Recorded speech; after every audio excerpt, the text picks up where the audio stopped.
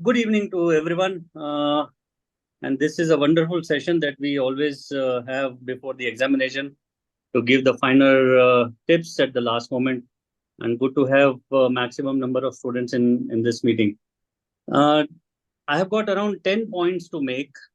So I believe सब बच्चे अपना पेपर पेन लेकर बैठे होंगे और जो भी टीचर्स ने फाइनल पॉइंट्स बताए हैं उनको नोट किया होगा.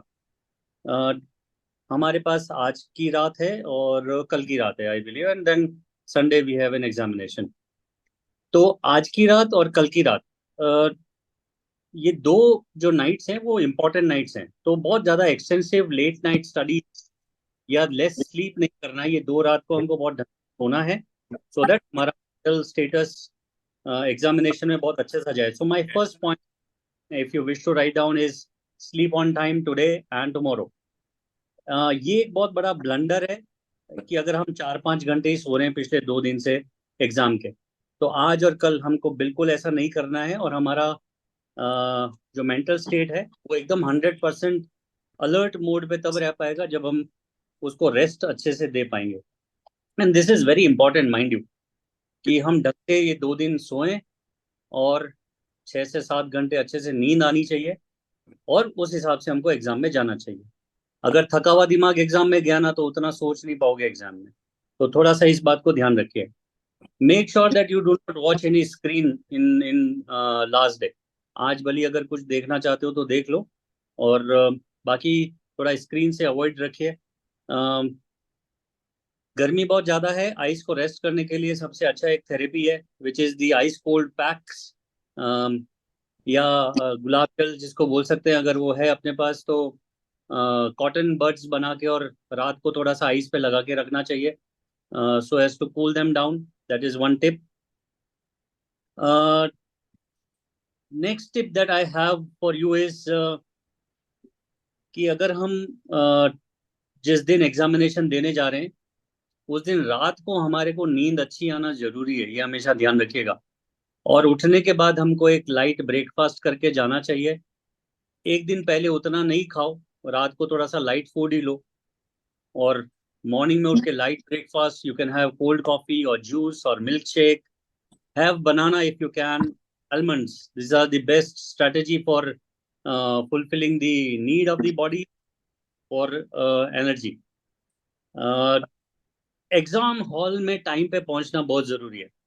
जो बच्चे उदयपुर से बाहर सेंटर पर जा रहे हैं वो राइट टाइम पे उस जगह पे पहुंच जाएं जहां पर उनका सेंटर है उस प्लेस पे. और कोशिश करिए कि अपने पेरेंट्स को जो साथ जा रहे हैं उनको सेंटर एक बार विजिट करके देख के आ जाना चाहिए कि आप जहाँ प्लेस ऑफ स्टे है उससे कितना दूर है.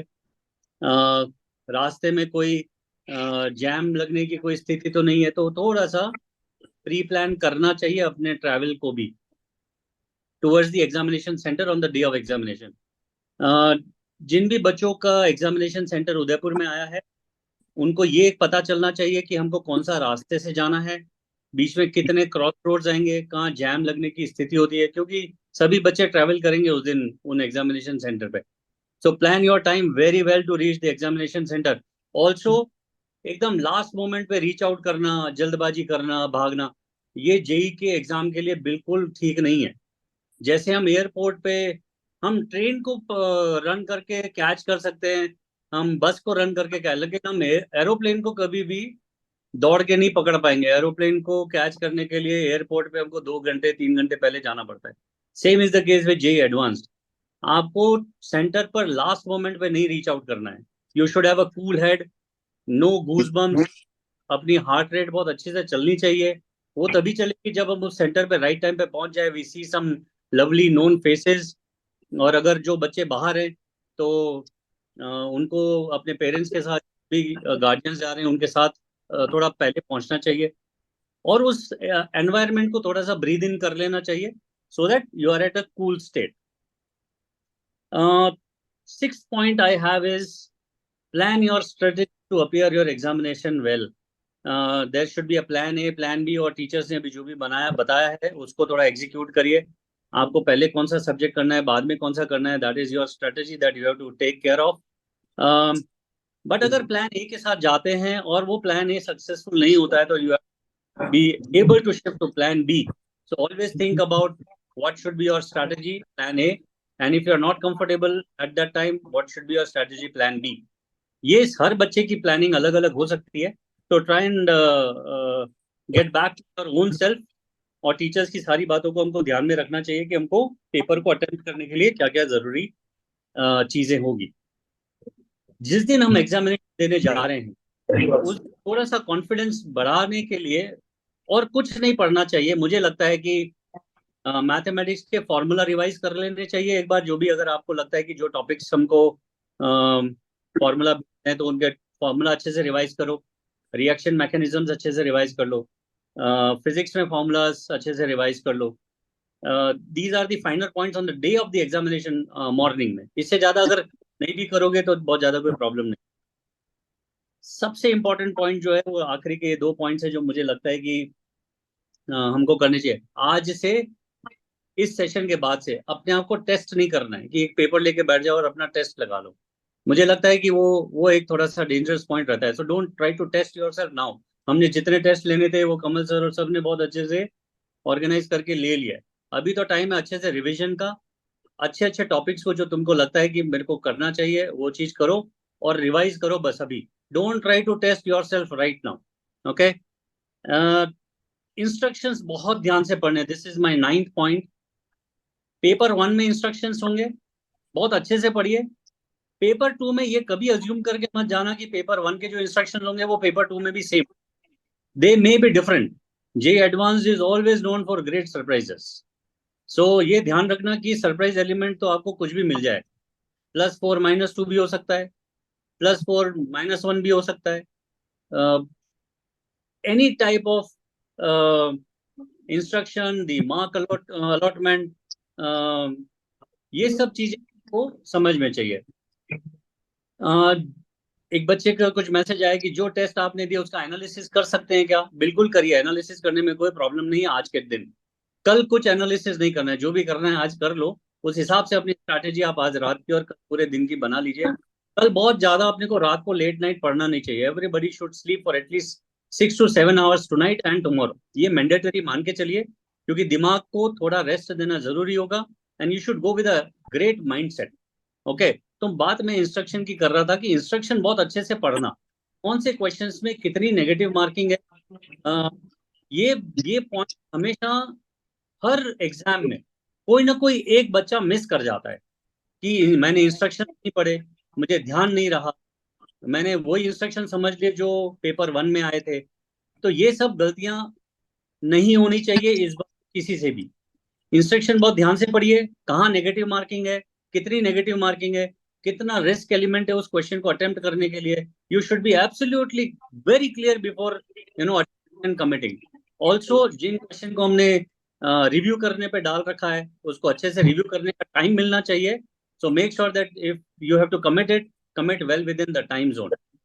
सबसे इंपॉर्टेंट है 10th point is about the rough work.